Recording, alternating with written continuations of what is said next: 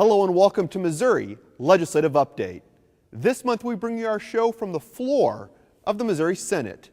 In this month's show, we take a look at several hot-button issues moving through the legislative process. I'm Jonathan Lorenz reporting for the Missouri House of Representatives.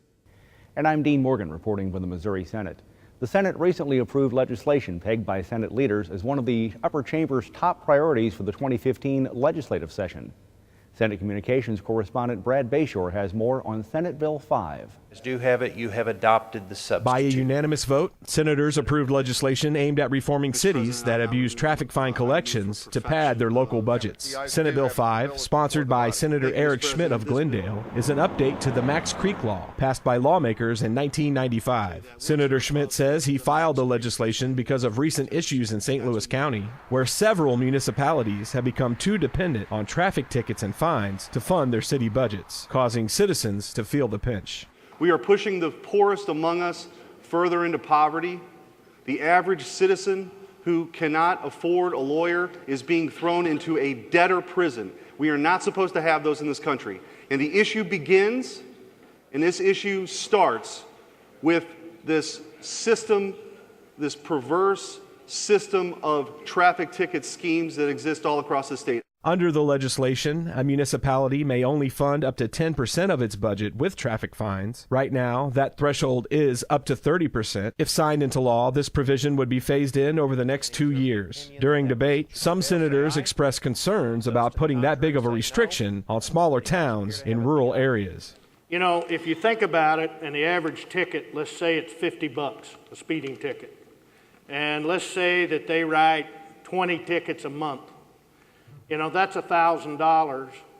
So, you know, that's getting pretty big in their budget. When you have these small towns that have a very small budget, it doesn't take a whole lot of tickets to get to a high percentage. Additionally, the bill has provisions that create penalties if political subdivisions do not remit money over the 10% threshold. People in the city would get the opportunity to vote on municipal disincorporation, and the excess revenue would be distributed to local schools enforced by the Missouri Department of Revenue. Senate Bill 5 was approved by a vote of 34-0 and now moves to the House for similar consideration. Reporting for the Missouri Senate, I'm Brad Bayshore. Send the report forward. The Missouri House of Representatives put its stamp of approval on a proposal requiring a photo ID at the ballot box. Supporters hope to strengthen the integrity of the state's elections, while opponents view it as an attack on a fundamental right. It's time to beat the cheat. The Missouri House approved legislation aiming to protect the state's election process. House Bill 30 and House Joint Resolution 1 require Missourians to show a photo ID at the ballot box before participating in any public election. It's time that we as a state and we as a body start paying more respect to the rights of those who follow the law, who do things the right way, and enforce the law than we do trying to cover and protect those who cheat. The photo ID proposal is made up of two parts: the enacting legislation and a proposed constitutional amendment. However, opponents don't view it as protecting the ballot box. They view it as an attack on a fundamental right. Changing the rules to require a photo ID, knowing that over 230,000 longtime Missouri voters won't be able to comply, is neither moral or ethical. It's suppression. If an eligible Missouri voter does not have a photo ID, the legislation requires the state to provide them one free of charge. It provides for access to the poorest among us, to the people who were mentioned earlier, who do not have bank accounts, who do not currently have a driver's license or a state-issued ID. We're providing those state IDs to hundreds and hundreds of thousands of Missourians for free. Lawmakers approved both pieces of legislation with 118 yes votes and sent both to the Missouri Senate for consideration. If the General Assembly approves House Bill 30, the voters must also approve the constitutional change before the photo ID requirement becomes law. Senators have spent several hours of floor time this month debating Senate Bill 1, legislation seeking to address ongoing student transfer issues and how the state handles failing school districts. Senate Communications correspondent Brad Bayshore has more. According to state law, right now, if a student is in an accredited district, they can go to an adjoining county or an adjoining district to receive that education. The problem is in the summer of 2013, when a court decision came down, and just in a 6-week period, literally thousands of students were thrust in an unenviable position of where to go to school. Should I stay in an unaccredited district or should I go somewhere else? And during the summer of 2013, it was chaos, it was disruptive, and as a state, we can and we should do better. What I didn't want to see is any other area have those financial difficulties that Normandy did and their surrounding districts. Also, I don't think it would be good to have any type of provision that says that districts can't take anybody. That just goes too far. So that's what Senate Bill... Say no. No, we don't. We want them to try to... we don't want them just to say no. We want them to have a real reason. There has to be. As I talk to districts around my area, they say we'll be glad to take students. We just have to make a part of our plan, and we don't want to bankrupt our district. One of the balances that we were trying to create is to ensure that unaccredited districts still have an opportunity to survive. What was happening in Normandy, as you have previously mentioned, is because of our 20 or 30-year-old statutes, they were going broke. And we wanted to ensure that there were still community schools. The issue had been, in my district, the conversations were twofold. One, people still wanted to have local community schools, and then there are other people who wanted to have some level of choice, but they wanted it to be close. The idea here is not to require children to go to a failing school before they can avail themselves of the virtual school option. It would also allow children who are thriving in virtual schools the ability to stay in their virtual school rather than being yo-yoed in and out of schools as they became accredited or unaccredited. As of this taping, Senate Bill 1 has been given the Senate's initial approval, still needs another affirming vote before moving to the House for similar consideration. The Missouri House of Representatives put its stamp of approval on a piece of legislation hoping to attract new jobs to the state. Supporters claim the legislation could pave the way to a bigger and brighter future, while opponents argue it's simply an attack on organized labor. All of us in here that are part of organized... Members of the Missouri House passed a proposal intended to make Missouri more attractive in the eyes of potential employers. Commonly referred to as right to work, House Bills 116 and 569 make it illegal for employees to be charged union dues as terms of their employment. Currently, unions can charge fees to non-union members who fall under its collective bargaining agreement with their employers. According to the sponsor of the legislation, his bill is a priority for companies on the move.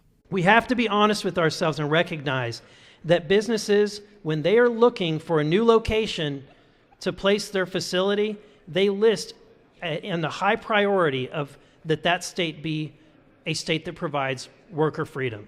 At the moment, there are 24 right-to-work states in the country. 6 of those states border Missouri. However, not everyone supports the bill. Some claim the legislation unfairly targets organized labor. This isn't about forcing anybody to compete. This is about weakening the power of the middle class to form alliances to join together to improve their lives. Following a lengthy debate, lawmakers approved the right-to-work proposal by a vote of 91 to 64. The legislation now heads to the Missouri Senate for consideration.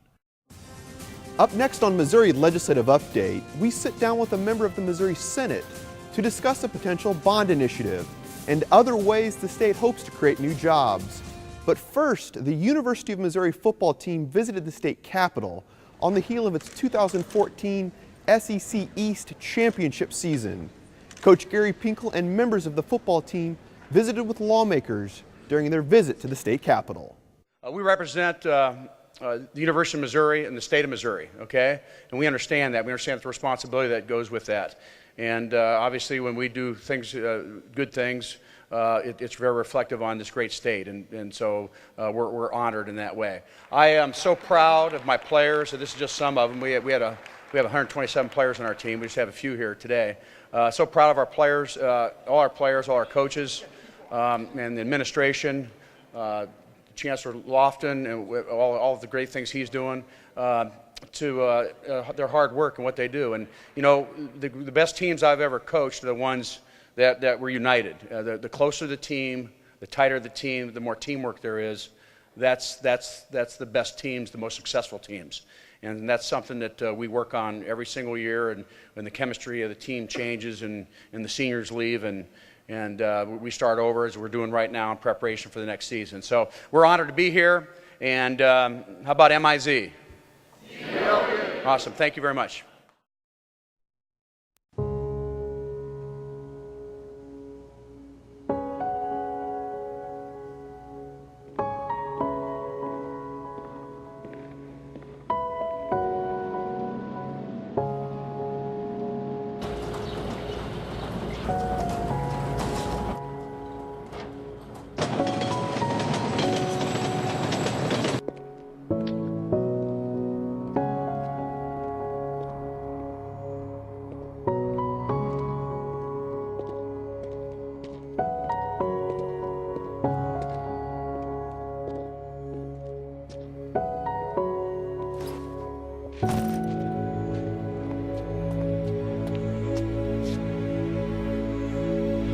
Welcome home, man.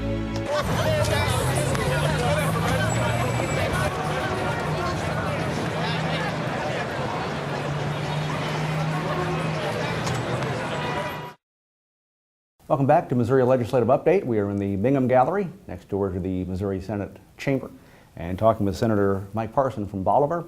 This year, Senator, a repeat of sorts, as it were, in terms of bonding. We talked a lot about bonding issues in state buildings and the Capitol last year, and we're seeing this brought back this year in Senate Concurrent Resolutions 8 and 9. Walk us through what's taken us to this point. Well, I think you got to remember last year was one of the major efforts last year was to raise the bonding caps in the state. And it's been over a decade since we've done that here in the state of Missouri. So needless to say, we fell quite a bit behind on trying to get issues done as far as deferred maintenance goes in the state, and just some fundamental things that we need to take care of in the state. But the big issue is raising the caps. And as you well know, those caps that we did, there was $200 million in there for community colleges and four-year colleges, and there was $200 million in there for state buildings. And there was also $200 million in there for the Fulton Hospital project. So that equates to the $600 million that was in there. And it's been about a year-and-a-half process trying to form the project list, to try to fine-tune them and to try to make sure that the needs were met. One, if there was a need. The second thing we were looking at is we were looking at safety issues. The third thing we were looking at was longevity. Does it really meet the longevity of a bond? And the fourth thing was, does it have an economic value to the state? So, for example, state parks. State parks, you got like 18 million visitors a year that come into the state of Missouri. So, those are some of the things we looked at to get to the bonding bill. But really, putting the list together, the bonding list, and trying to make sure everybody's on board and make sure there wasn't pet projects out there per se, was a difficult challenge. And like I said, it was a year-and-a-half project. That can be that way, especially when, like in those years we saw a few years ago when the budget picture was really good in Missouri, suddenly everybody comes to the Appropriations Committee and says, hey, I have this idea. Similar situation, people hear that there's the potential for some spending and they come through, and that's where your job comes in and the job of the rest of the Senate, trying to determine which of these projects is valuable, viable for the whole state, not just those asking for it. Right, and then you had to do that. You had to prioritize which ones was more important, which ones that you really need. And I think there's no question that we kept coming back to the state capitol. One of the landmark buildings of our state, to say the least. But it's something, unfortunately, a little bit with term limits. We kept putting that off, and now you've got major structure damage, or sure could be major structural damages underneath the Capitol. And those things have got to be taken care of. And when we get elected to serve up here, it's our job to take care of these facilities, because everybody before us has done their part. And, that's just a nonpartisan issue. That's something we just need to do. When you talk about the schools, you talk about the colleges, and those, again, it goes to the heart of the need in terms of this isn't fancy fountains in front of a school just to put them. These are classrooms and things that are going to be used by a lot of people, and value, again, to talk about value for years to come.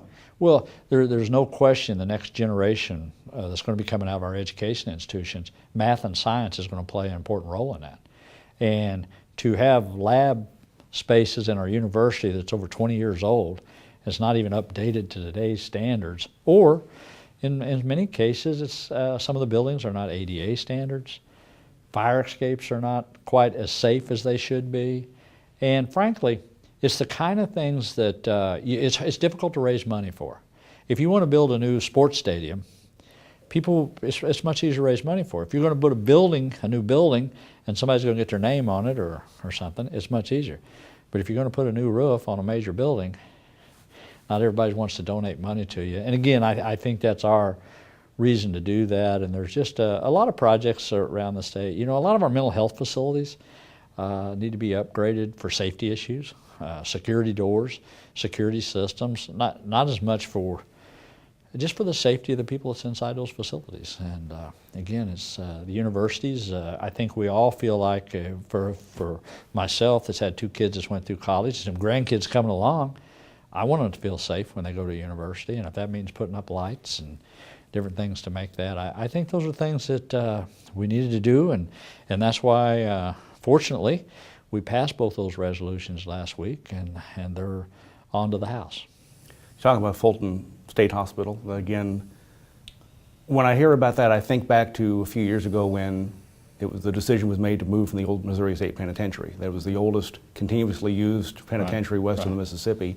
Similar situation with Fulton State Hospital, where talk about old building and something that needs to be taken care of. When you take the mental health segment of our society, unfortunately, is one of those times, you know, if you're not in that arena, if you're not affected by it, sometimes it's out of sight, out of mind. Unfortunately, that's the way it is. But those are real people that have to be dealt with. And the old Fulton Hospital, as you're referring to, is over 100 years old. It's over 100 years old.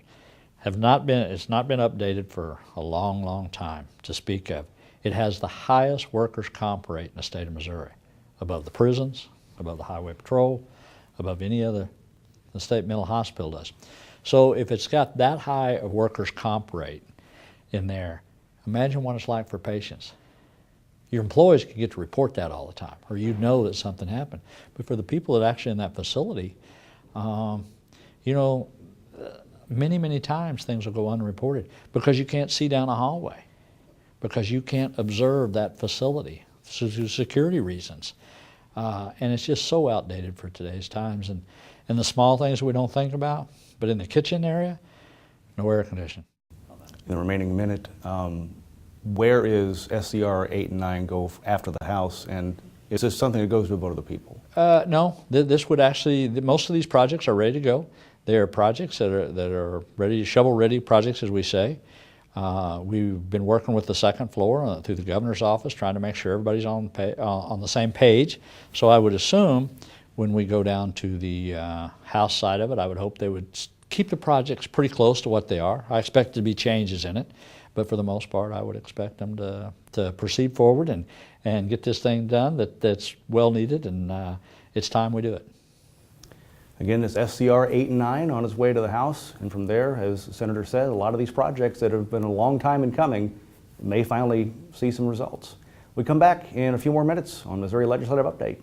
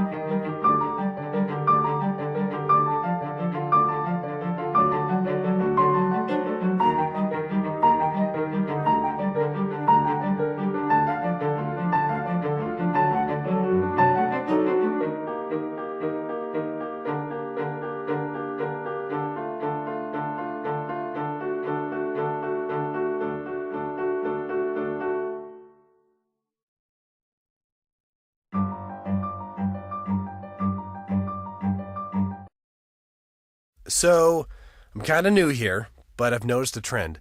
My human does this funny thing where she goes around and gets all my toys, and then she hides them in that basket by the door. You know, but it's always the same basket, and it's always in the same place. And then she acts so surprised when I find them, but, she's putting them in the same basket. Again. It's like, hello, that's where you put it last time. You were the worst at hide and go seek. Welcome back to Missouri Legislative Update. We're now in the Senate chamber and talking with Senator Paul LeVota, who represents the 11th Senatorial District. He's from Independence. The topic today is economic development. I think if you were to ask all 34 senators, you would probably get 30 to 34 different answers on what the answer is in terms of economic development. What do you see as a need, a top need? Let's start with that for Missouri. Well, we have a real opportunity for economic development, and it's if we do Medicaid expansion. If we did Medicaid expansion, it would allow not only 300,000 Missourians have coverage with health care who currently don't. We would pull down about $2.2 billion from the federal government. That would help our hospitals, our providers, and is all a fairness issue, but also a real economic development issue. It's right there for us to do. Most other states have created their own way to expand Medicaid and take advantage of that federal money, but there just seems to be in this chamber a dogma that is against anything that has to do with health care. And it's really frustrating because it's the best economic development tool we have right there that we could take advantage of. We've heard over the last, I want to say 2 years now on this very topic that there's a timeline at least of sorts that if we don't get, quote unquote, get in on it now, the window of opportunity runs out. Is that still the case? Well, kind of. For the first 3 years, the federal government would supply 100% of the cost for it. After that, it's 90% of the cost. But if you look at the numbers, it doesn't cost Missouri taxpayers anything up to 10 years because of savings and also the increased coverage. So this helps hospitals, providers, small business people who would have an opportunity to have health care that they otherwise wouldn't. This is a golden opportunity for us, and we continually pass it by. It's really frustrating. And we've seen more states, governors and legislatures, general assemblies across this nation have started to move in this direction. That's right. And, when a very conservative legislature and governor like Kansas has starts talking about this issue, Alabama has done it, it becomes to make us look even silly that we aren't trying to come up with a Missouri solution for this. The bonding proposal, as was on the table through SCRs 8 and 9, is also a Senate bill that takes, I believe, $200 million. Is this a good idea? Is this something, the projects involved that are needed? Well, I think it's a good idea. The projects are public buildings or higher ed, and I think they're valuable projects. I think the Senate has done a good job going through some really needed infrastructure demands, public buildings or at higher ed. Additionally, we talk about economic development a lot in this chamber, and it's either a tax credit or a tax cut, but in truth, if we would do our job as state government by having good infrastructure, good buildings, that basic services that people need, businesses will come along there. And I think we've missed that in this chamber quite a bit, and I'm glad that we have a bonding bill this year. Another aspect of this bill is, at least in those who have talked about it before, is that this is not building statues to people. Right. This is needed classroom space and 21st century thinking on where we need to be. Absolutely, and some of the projects include some infrastructure for community colleges that's in my district. I have 2 of them there, and that will make it easier for those students that are trying to go get their degree at a community college because they're not going to have to pay for that. We'll bond it the other way, which keeps their tuition down, which makes them better employees in the future, and on and on and on. This is the type of foundational thing we should be doing. I'd like to see us do more of it. How close or far are we as a state to moving toward a $10 or $15 per hour minimum wage? I think we're getting closer and closer. I have a bill to increase the minimum wage to $10. There has been a national movement up to 15, but we may not have the cost of living that would have a $15. But $10 isn't a reasonable amount. It makes a lot of sense to do that. And I think the President said during the State of the Union that if you don't think it's too low, then try to live on that wage, on the minimum wage. And I think that really sunk in to people around the country, knowing that we should increase the minimum wage. And I'm hoping that we can do that with my bill. Missouri has its own wage, separate from the federal wage, and indexed, I believe, to inflation. Yeah, indexed to the federal as well. Okay. Yes. And my bill says $10 an hour, and also tied to the federal as well. So as cost of living would go up, it would go up. And I think that, and we talk about economic development, that would give a shot in the arm to many workers in the state. That would increase their buying capacity, and they would spread it around and build our economy. A little different from what we've talked about in this chamber in the past with the tax credit or tax cuts that only are for people making over $500,000 a year. This is for real Missourians who are here to build our state. How serious is the need to reform tax credits in this state?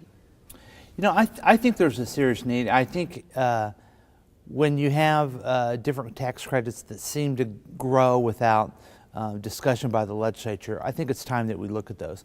One of the frustrating things I think that we find down here is that some folks are tax credit for everything, and some folks are get rid of all of them, when in truth, we need to have sound tax policy that puts tax credits and tax cuts as well into those things that actually build the economy.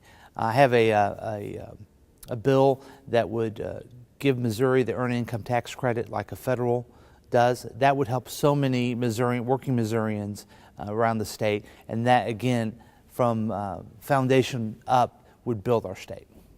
It's the tax base and the tax credits that seem to be of great importance in some estimations, but again, like you say, there's some who say, don't we need any tax credits? Right, and you know, again, tax policy has to be smart. We can't just cut our way to growth. We have to be very strategic in the way we do that.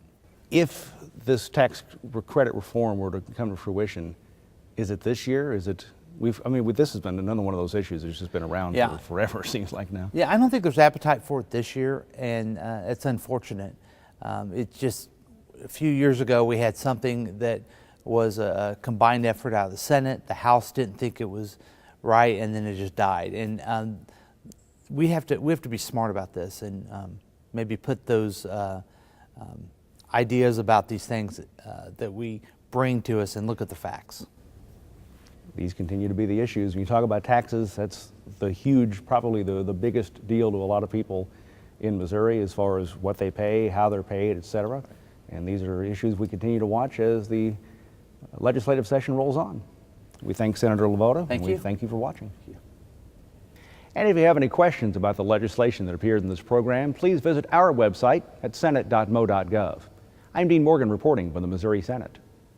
And I'm Jonathan Lorenz reporting for the Missouri House of Representatives. If you have any questions regarding anything going on in the Missouri House, you can visit our website at house.mo.gov. For all of us with Missouri Legislative Update, thanks for watching, and we hope to see you again next time as we continue to bring you an inside look at the Missouri General Assembly.